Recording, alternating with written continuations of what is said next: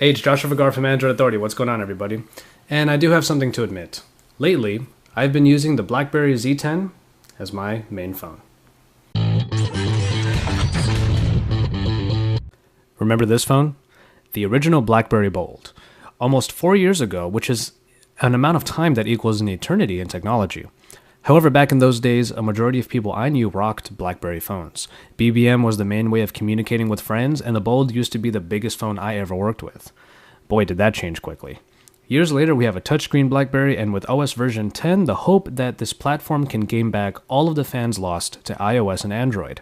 So, seeing as I have some comparisons to do with the Z10 and current top Android devices, I wanted to know if it stood a chance. Does it? The short answer is, not really. But it's a hell of a start, and could lead to better days for BlackBerry. This edition is black all around and with a 4.2-inch screen opposite a back covered in an almost rubbery feeling plastic. The great thing about the back is that it's removable, giving access to the replaceable battery and SD card slot. It's a nice feeling phone too, but I think the weight leaves something to be desired here. It's not light enough to be considered cheap, but it also lacks a certain heft that maybe 5-inch phones typically have that we've become used to. Considering this is a 4.2-inch screen with 1280 by 768 resolution, there really isn't a whole lot to complain about otherwise. It's not one of the bigger 1080p screens we're seeing and loving these days, but it's adequately bright and the color production does justice to videos, pictures, and games like Angry Birds.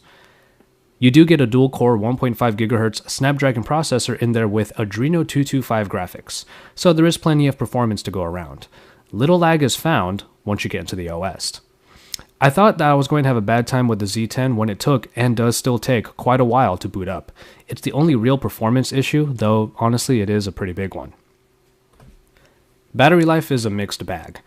I would have no problem texting, writing emails, and checking Facebook on a fairly constant basis one day, and then on another day, when I leave my phone in my pocket for a long time, it drains quicker than I realize, and I'm out of juice before the end of the day. It probably has something to do with constant syncing, but honestly, the consistency is still annoying. I guess if you take the average though, the 1800 mAh battery does a decent job at best. Then finally we have the camera before I get into the software. With the 8 megapixel shooter on the back and a 2 megapixel camera on the front, you pretty much get what you expect here. The rear camera performs pretty well, though some pictures have grain even in decent lighting. Otherwise you get one particular capability called time shift.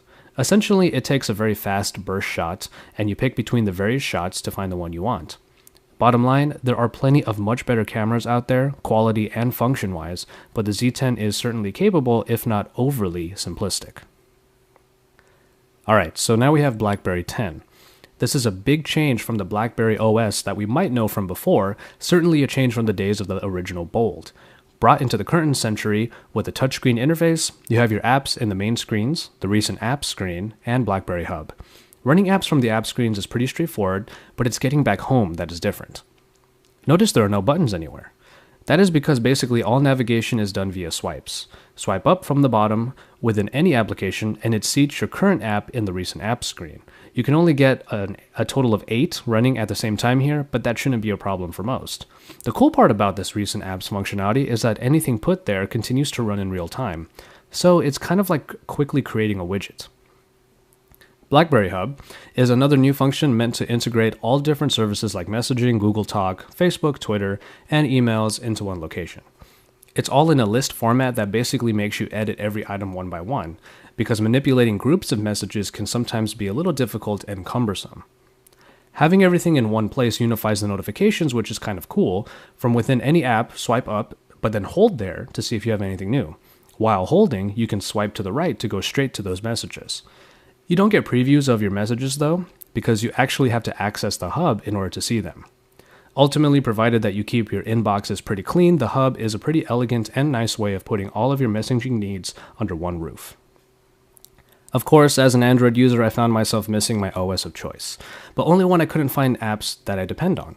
The main ones were Spotify for music listening and Google Voice.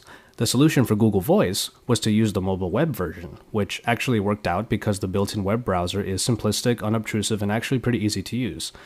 Putting a bookmark to the mobile Google Voice website on my app screens was a nice workaround.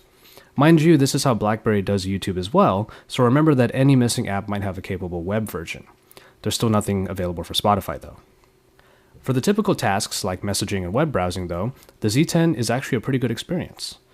It takes a bit to get used to the swiping navigation, but once you get the hang of it, you'll be zipping through apps in the hub easily. And honestly, it's kind of cool. Since it's supposed to be a messaging beast, the Z10 has perhaps one of the best keyboards I've ever used. Somehow, the great experience of the physical keyboards on other BlackBerry models was translated perfectly for this touchscreen. The frets space things out a little, making touch typing even easier, while predictive text pops up words above the next likely letter of whatever word you're typing. Just swipe up from that letter to autocomplete. It's clear that BlackBerry hasn't lost its touch with messaging and keyboards, making it the highlight of my experience. The only real blemish in my otherwise good messaging experience was no one I know uses BBM anymore. So that was kind of a big bummer. And so, there you have it. I do have to admit that BlackBerry still has a knack for messaging, and the typing experience on this phone is one of the best that I've ever had on a touchscreen. Still, if you want to do anything more with BlackBerry 10, it's still lacking, primarily because of its lack of apps. Sure, you can find games, some old ones that were ported over, and functionality like Google Voice requires you to use the web versions, which is honestly just a simple workaround. Still, what you do get inside of this phone is pretty nice, looks good, and functional, and for the most part, it is able to stand on its own as a smartphone operating system. But compared to the big guns like iOS and Android, it still has a long way to go. However, I'm pretty excited to see where they go with it.